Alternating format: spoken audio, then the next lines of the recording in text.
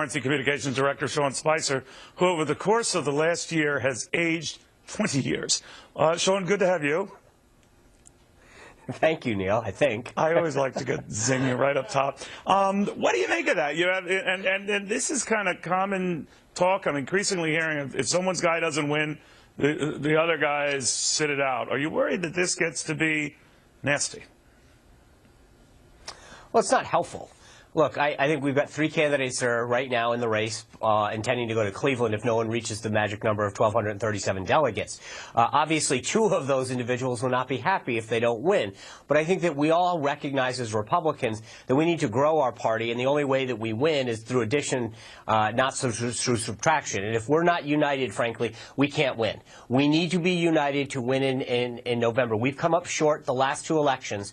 We need more people, not less, to win this election. And I think that what we've got to recognize is that the process to be open and fair and transparent, and that if your individual candidate that you're so passionate about doesn't win, that we need to ensure that we all come together at the end, come out of Cleveland, and be ready to roll to victory in November. All right, well, good luck on that one. But in the meantime, I mean, one of the things that's come up is if you don't change this 40B rule, is you have to, you know, have won at least 8 contests. By that definition, only 2 guys qualified, Trump and Cruz. So by that definition, I assume those who are pushing it want any successive ballots to be Trump, Cruz, Trump, Cruz, Trump, Cruz, until finally a winner emerges. What do you think of that? Well, I think when we go to the convention, Cleveland, the week before, the Rules Committee is going to decide what the rules of the convention are going to be, as it's always been since 1856. What's going to happen is you're going to have a majority of delegates, frankly, right now that are Cruz and Trump. They're going to decide that, and they'll put forward a proposal that the entire majority has to approve. That will be how that convention is governed. What we're going to see at that time both of them would be whoever those gets two that camps, though, 1237. Sean, those two camps would not want that to change. Keep it between just them.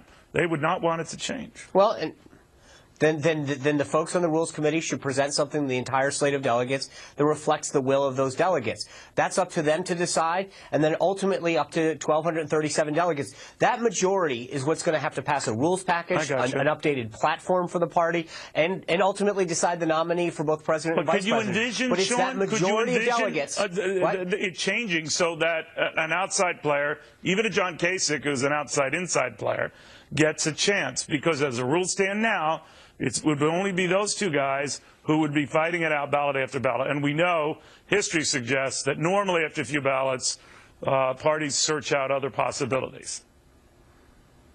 Well, anything's possible, Neil. I have to believe that it's just going to be the 3 individuals that are currently in the race. And look, again, it's the will of the delegates. It's not my decision. It's not anyone here in Washington. The delegates that have been elected from coast to coast in every congressional district, county, and state are going to come to Cleveland and represent the voters that have sent them there to vote on things like the rules, the platform, and the nominee. But it's that majority of the delegates to our party that will make these key decisions. Well, because those 2 guys together, without belaboring the point, that is Trump and Cruz and their delegates, would represent presumably the majority of delegates, right?